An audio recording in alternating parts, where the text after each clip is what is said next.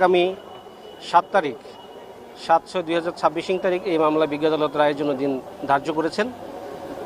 আশা করি বিজ্ঞ আদালত আগামী 7/6/2026 তারিখ রায় প্রচার করবেন। আমি বিজ্ঞ আদালতে বলেছি তার সাক্ষ্য এবং রাষ্ট্রপক্ষের সাক্ষ্য আমাদের যুক্তিতর্ক অনুযায়ী বিজ্ঞ আদালত ন্যায় বিচার যেন প্রদান করেন।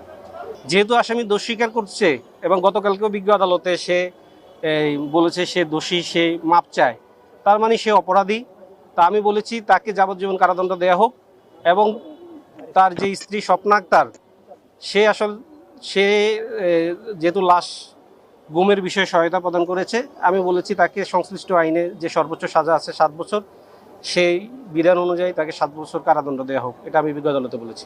দেখেন, আপনারা যেমন জানেন, এই বাংলাদেশের এবং পৃথিবীর সব মানুষ জানে যে এই আলোচিত রামিসা ধর্ষণ ও হত্যা মামলায় এই আসামিদ্বয়ের পক্ষে আমাদের ঢাকা আইনজীবী সমিতির কোনো সদস্য দাঁড়াবে না বলে সিদ্ধান্ত গ্রহণ করেছে। ঠিক এই সময়ে এমতো অবস্থায় এই ধরনের একটা চাঞ্চল্যকর মামলা বিচার কার্য শুরু করার জন্য আসামির পক্ষে একজন আইনজীবী প্রয়োজন ছিল।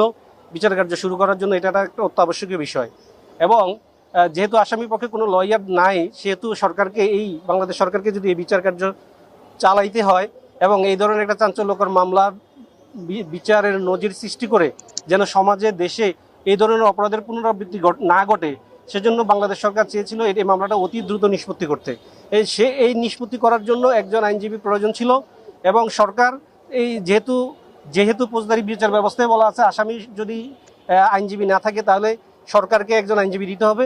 সেই হিসাবে বাংলাদেশ সরকার আমাকে এই আসামিদের পক্ষে আত্মপক্ষ সমর্থনমূলক কোনো যদি বক্তব্য থাকে আসামিদের, সেটা বিজ্ঞ আদালতে উপস্থাপন করার জন্য আমাকে নিয়োগ প্রদান করে। আমি ওই বাংলাদেশ সরকার কর্তৃক আদিষ্ট হয়ে, নিয়োগপ্রাপ্ত হয়ে এই আসামিদের পক্ষে যদি কোনো ধরনের যুক্তিতর্ক থাকতো বা কোনো ধরনের আত্মপক্ষ সমর্থনমূলক বক্তব্য থাকতো, সেটা বিজ্ঞ আদালতে উপস্থাপন করতাম। যেহেতু এই আসামি কোনো ধরনের সাফাই সাক্ষ্য দিবে না বলে বিজ্ঞ আদালত জানিয়েছেন, তাই সেহেতু বোঝা যাচ্ছে যে এই আসামিদের আত্মপক্ষ সমর্থন করার জন্য কোনো ধরনের সাক্ষ্য প্রমাণ আসামিদের কাছে ছিল না যথেষ্ট।